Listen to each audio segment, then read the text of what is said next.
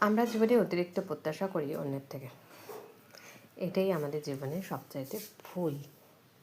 যত প্রত্যাশা তত জীবনে কঠিনতম সময় আপনার জীবন এসে দাঁড়াচ্ছে, এবং আপনি ততভাবে নিজের মস্তিষ্ককে বিভ্রাট করছেন এবং নিজের জীবনকে ক্ষতির দিকে এগিয়ে নিয়ে যাচ্ছেন। খালি ভাবছেন পাহাড়ে গেলে শান্তি, সমুদ্রে গেলে শান্তি, অন্য জায়গায় গেলে শান্তি। আসলে আপনার মস্তিষ্কে সত্যি শান্তিটা নেই। শান্তি যদি থাকে তাহলে বাড়িতে বসেও মনের শান্তি আনা যায়।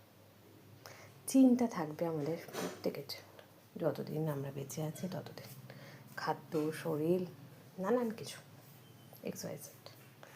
তবু আমাদের বাঁচতে হয়, লড়াই করতে হয়, চলতে হয় সামনের দিকে এগিয়ে যাওয়ার জন্য। তাই চিন্তা ভাবনাগুলোকে আমরা চাইলেও মুক্ত করে দিতে পারি না। চেষ্টা করতে পারি স্ট্রেসটাকে কমানো। Good morning to everyone. সবাই ভালো থেকো, সুস্থ থেকো।